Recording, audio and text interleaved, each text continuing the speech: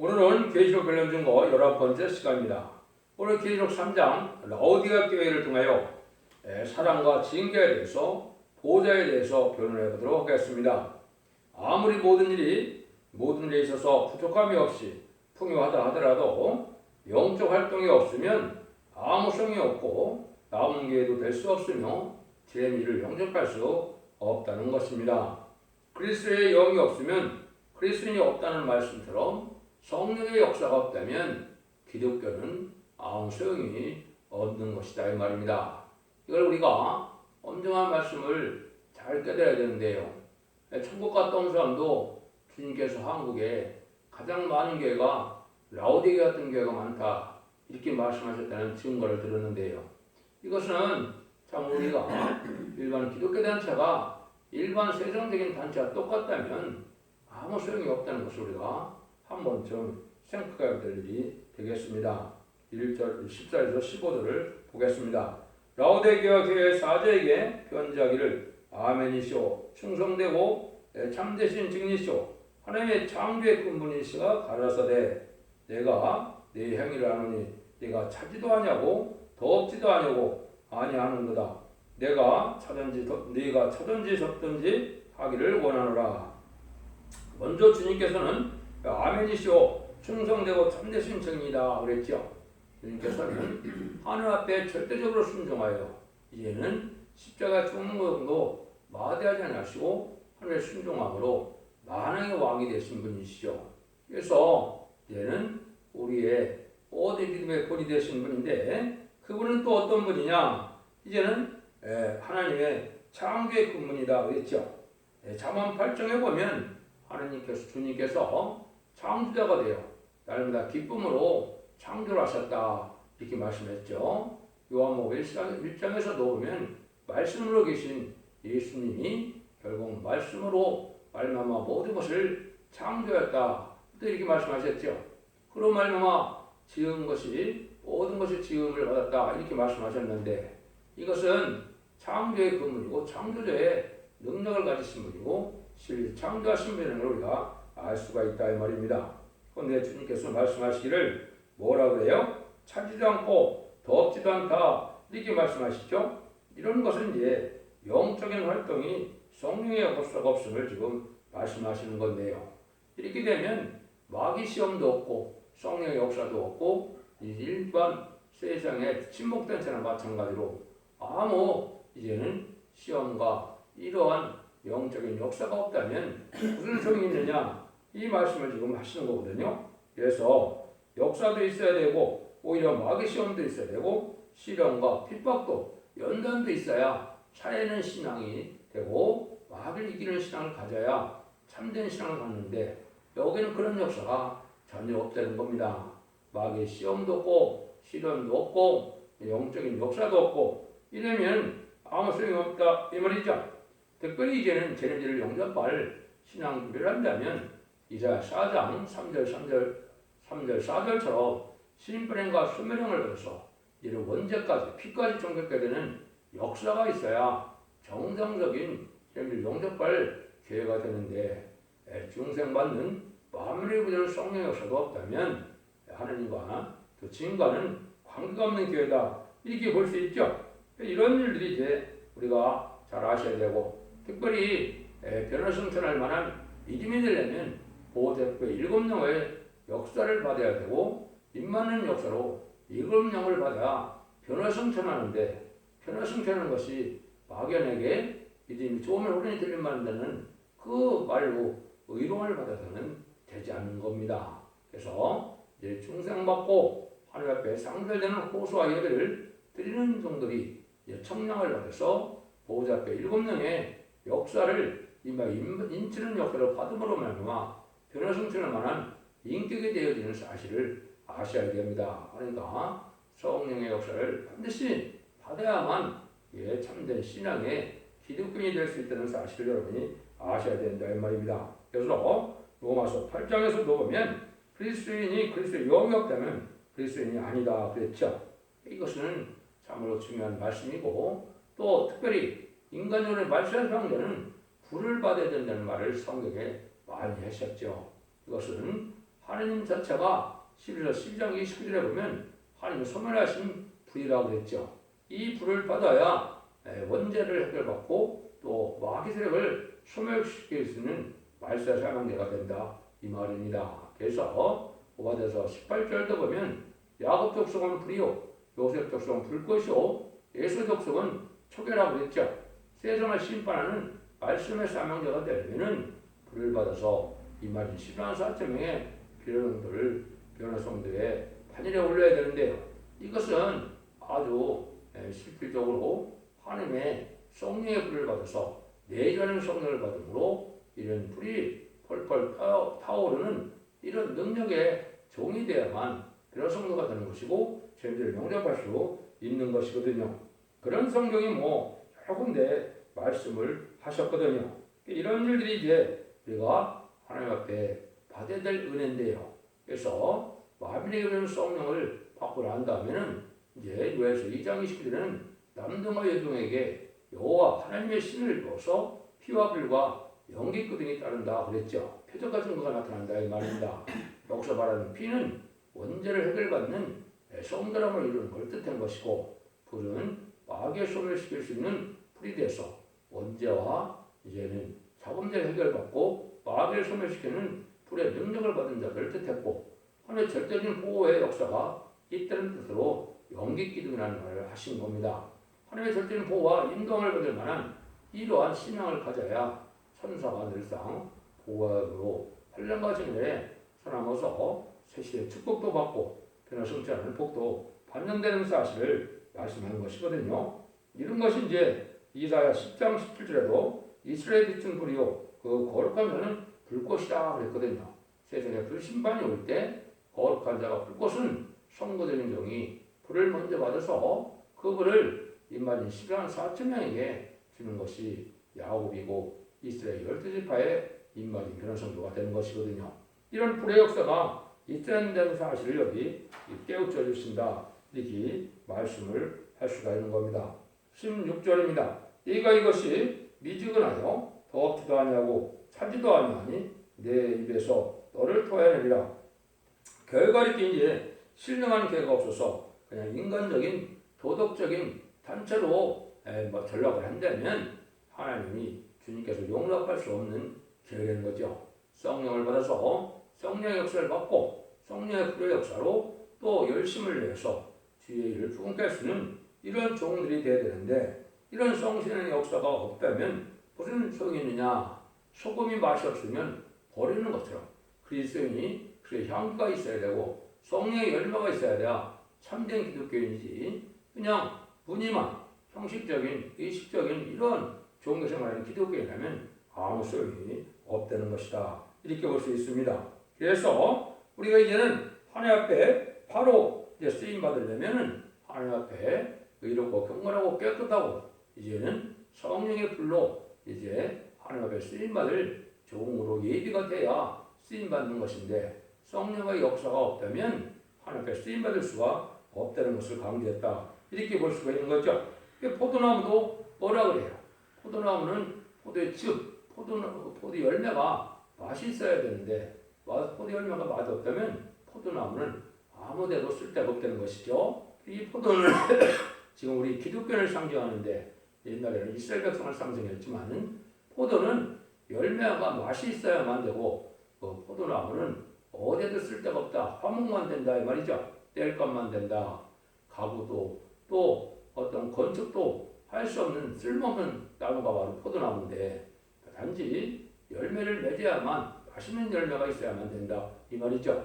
기독교인 삶이 바로 그렇다 이 말입니다. 성령의 열매가 있고 그리스도의 향기가 있고 빛과 소금의 역할을 할 수 있는 이런 신앙의 준비가 돼서 참된 신앙이 돼야 쓸모있는 기독교이다 이렇게 볼 수 있는 것이죠. 그렇지 않으면 멸망할 수밖에 없다는 거죠. 17절에 보면 내가 말하기를 나는 부자라 부유하여 부족한 것이 없다. 하나 이 공고한 것과 가난한 것과 눈먼 것과 벌거벗은 것을 알지 못하는다. 이렇게 얘기했죠. 이것은 이제 물질 향력에 도취가 돼서 물질적인 측면에는 부족함이 없으니까 영적인 방면에는 아무 관심도 없고 아무 표적과 증거도 따르지 않고 능력도 없는 이런 상태가 된 것이죠. 이래가 본 소용이 없다 이 말이죠. 영적으로는 헐벗고 눈멀고 그 벗은 자, 가난한 자와 같이 됐다 이 말이죠. 이거는 신앙이 영적인 활동이 없는 신앙생활을 일베 그냥 의식적인 종교생활에 불과한 상태를 얘기한 것이죠. 이래갖고는 별 의미가 없는 것이고 아무리 육적으로 부자를 하더라도 영적인 활동이 없고 영적으로 부유한 자가 안 되면은 하나님 앞에 별 의미가 없는 자들이라. 또 재림들을 용접하지 못하고 멸망할 수밖에 없는 것을 뜻한 것이죠. 그래서 우리에게 이제 주님이 권하시죠. 18절입니다. 내가 너를 권하느니 내게서 불로 연단한 금을 사서 부유하게 하고 흰 옷을 사서 입어 벌레가 벗은 수치를 보이지 않게 하고 안약을 사서 눈에 발라 보게 하라. 이거는 한마디로 하나님께서 이렇게 은혜를 받고 이런 많은 은사나 능력을 받으려면 하나님께서는 인간들에게 희생수고와 이제는 섬김과 이제는 많은 간절함과 사모함으로 하나님 앞에 희생하는 것이 있어야 받을 수 있다 이 말입니다. 세상 것으로 불될 것으로 썩은 것을 하나님에 드린다 할지라도 하나님의 완전한 것을 우리에게 주시고자 하는 것이 성령의 불로 성령의 능력으로 주시는 거거든요. 그러니까 기독교인이 아무 희생수가 없이 또 섬기는 것도 없고 간절함과 사모함이 없는 이러한 종교 생활을 하면 아무것도 받을 수 없어서 가난하게 된다 이 말이거든요. 이런 자들이 너무나 많다는 것이죠. 이거 가지고는 천국 백성도 될 수 없고 더군다나 재림을 용납할 신앙 준비는 전혀 되지 않는다는 것을 말씀하시는 것이죠. 그래서 우리가 하나님의 완전한 것을 받으려면 세상에 부족한 것으로도 희생수고를 해요. 하나님을 섬기고 몸된 교를 섬기고 또 희생수고하여 하나님의 일을 부흥케 하는 일에 쓰임받는 일이 있어야 될 것을 우리가 알아야 된다 이 말입니다. 그래서 이러한 섬김의 사람이 있어야 열매도 하는데 또 생명을 아끼지 않고 말씀을 지켜 행하는 지리적인 싸움이 있어야 이제는 믿음이 장성하고 하나님의 의로운 믿음의 생활이 되는데 그렇지 못하니까 세마포 준비도 등불 준비도 기름 준비도 아무 재림의 줄령 역할 신앙 준비를 이루지 못하는 상태 갖고는 되지 않으니까 지금 안타까운 마음으로 지금 우리에게 마지막으로 권하는 것이다. 이렇게 보셔야 됩니다. 그래서 이런 시대를 떠나서 이제는 아무 영적인 발전이 없는 신앙생활을 되면 재림의 주에 오실 때 멸망할 수밖에 없는 것이죠. 그래서 여기에 그렇게 우리 안타깝게 말씀하시는데 19절입니다. 모르는 내가 사랑하는 자를 책망하여 경계하니 그러므로 내가 열심을 내라 얘기하라. 그래서 주님이 사랑하는 자들에게 이렇게 징계를 주고 연단을 줘서 열심을 내서 하나님 앞에 인정받는 신앙을 우리 주님의 참된 신앙을 가지라 이런 얘기를 하시죠. 이것이 이제 드리고 싶은 주님의 사랑이다 이 말입니다. 그냥 안일함과 나았다함 속에 살다 보면 이제 재림들을 영접할 수 없어서 멸망할 수밖에 없으니까 아니 마지막으로 하나님 경고를 하는 것이다. 그래서 열심을 내면서 하나님 앞에 충성한 지를 다하는 이런 신앙생활을 해야 된다 이 말이거든요.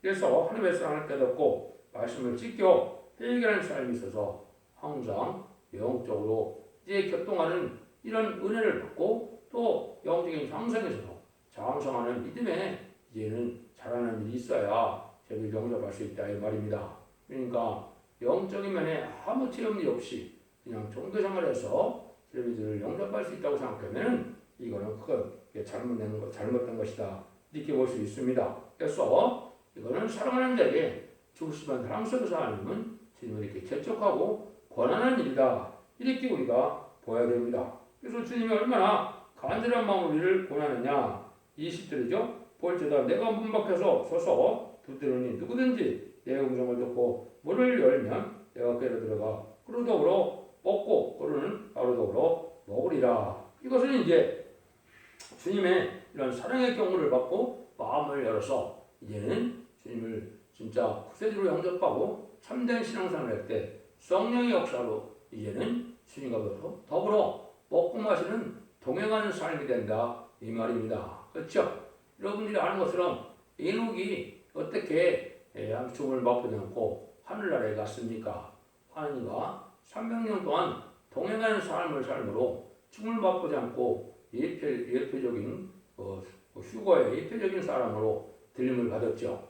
이런 거나 마찬가지로 주님과 더불어 먹고 마실 수 있는 이런 믿음의 역사가 있어야 되는데 주님을 그대로 영접해서 마음을 열고 이렇게 순종할 때 성령을 받아서 성령과 더불어 주님과 동행하는 삶이 되었을 때 주님께 이제는 나갈 수 있는 이런 믿음이 되는 것이다. 이렇게 볼 수 있는 것이죠. 그래서 이렇게 이제 하나님의 간절한 그 주님의 사랑을 나타내서 문 밖에서 문을 두드린다 그랬죠. 강력하게 지금 마지막으로 경고하는 때다.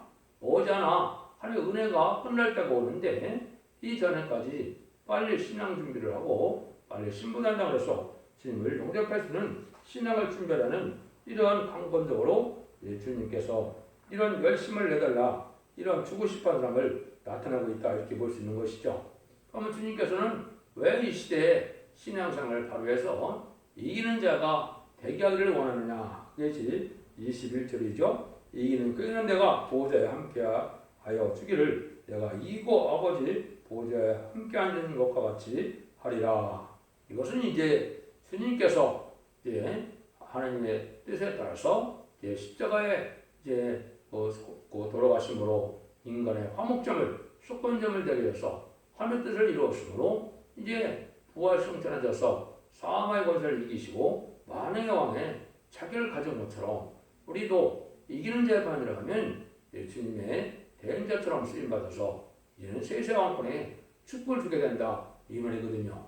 그래서 계시록 20장 4절에 그리스도와 더불어 천년 동안 왕노릇한다는 자들은 바로 이기는 자가 돼서 이마진 시당 4천명의 변호 성도가 싸움을 감당함으로 다시 안의 싸움으로 왕국권을 함으로 이제 새 시대에서 왕권 받는 일을 하게 되기 때문에 하나님께서는 결국 교회를 세우신 목적도 성전 나라를 이루는 것이고 또 교회에서 최종적으로 해야 될 일도 왕국권을 하는 일이고 왕권을 하는 자들에게는 결국 상을 입지 않고 왕권의 상급을 주신다는 말씀입니다.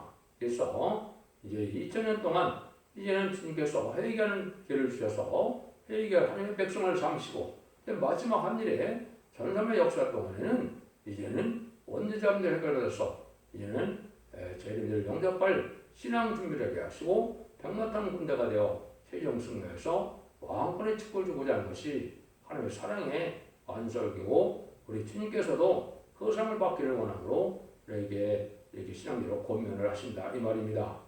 이걸 잘 받아들여서 여러분들이 재림들을 영접함으로 자손만대 축복을 드릴 때가 온 것입니다. 그래서 자꾸 반복하는 것이 기회된 자는 성령이 그들에게 하시는 말씀을 들을지어다. 기 없는 사람이 없지요. 이것이 할례받은 기가 되고 하나님께 순종하는 마음이 있고 간이랑 사모의 마음이 있으므로 하나님을 깨닫는 은혜를 받아야 된다 이 말이죠. 그래서 성령과 신부가 하시는 말씀으로 마지막 나타나는 사랑의 표현의 경고인데 그것은 신부 자격을 가진 성령을 증거하는 종이 시대적인 사명자가 되어 신인반의 드럼칠의 말씀을 온 땅에 전하는 때가 마지막 한 일에 전산반의 역사인데요. 이 말씀을 마지막 표현으로 하기 때문에 이 말씀을 듣지 않고는 이제 재림들을 영접할 수 없고 세세에 갈 수 없고 관련 과정에 살아남을 수 없다는 것입니다. 이것이 바로 성령이 교회들에 하시는 말씀이거든요. 모든 예언서 계시록을 이제 성경 본문대로 하나님의 뜻대로 변론하여 마지막 사랑의 변론을 경고하고 그 변론에 순종하면 원죄자분들에게서 자손 만대 축복을 이루고 그 변론에 순종치 않으면 환난에 빠지고 또 이제는 환난 때 멸망을 당하여 이제는 가족적인 전멸을 당하는 자가 되느냐 가족적인 축복을 받는 자가 되느냐가 갈라지는 때가 바로 인간 마지막 한 일의 역사의 전선문의 구원의 역사거든요. 여러분들이 이런 엄중한 시기에 살고 있다는 사실을 아시고 이제는 영적으로 부유한 자가 되고 성령의 불을 받아서 이제는 열심을 낼 수 있는 이런 종의 반열에 들어가야 이기는 자가 되고 하나님의 사랑을 받아서 죄를 영접하고 죄의 왕권을 축복하는 걸 누린다고 권면하는 것이 우리 주님의 사랑의 경고인 것입니다. 이런 7개를 통하여 이제는 이제 신앙 준비를 바르게 해서 재림의 신앙을 영접할 신앙이 무엇인가 실까였고 7개를 통해서 어떻게 이제 주님을 영접할 첫 대교가 나타나느냐 이것이 있었다고 그랬죠. 그래서 에베소 교회처럼 사랑이 식어지는 첫 대를 옮기게 되고 첫 대가 옮겨지는 교회는 많은 시련과 어려움이 환난과 공포도 오지만 소문화 교회처럼 그런 중에서도 충성과 지를 내어 열림을 받을 수 있는 종들이 된다면 필라델피아처럼 열린 문이 있게 돼서 이 열관을 받게 되고 죄를 용접하게 되고 성령의 기름같이 쓰임받는 복된 종들이 돼서 이 시대 첫 대교의 예표인 필라델피아가 되므로 죄를 용접하는 영광을 누리게 된다는 사실을 말씀하는 겁니다. 그래서 일곱 교회 또 이기는 자에게는 빼앗겼던 예정성을 회복해 주시고 빼앗겼던 예정성의 축복에 세세 왕권의 축복을 주시고 또 자손만대의 축복을 주겠다는 것이 하나님의 약속인 것입니다. 그러니까 일곱 개를 통하여 반드시 재림의 주를 영접하려면 주님의 천망한 일을 고치고 칭찬하는 일을 또 열심히 해서 그를 영접함으로 자손 만대의 축복을 주고자 하는 것이 하나님의 축구십반 사랑의 역사다. 우리 주님의 마지막 사랑의 변론의 경고다. 이렇게 받아들이시고 충성과 지혜를 다하고 순종함으로 이런 자손만대의 축복을 누리는 복된 종들과 성도님들 다 되시기를 예수님으로 간절히 축원드립니다. 아멘.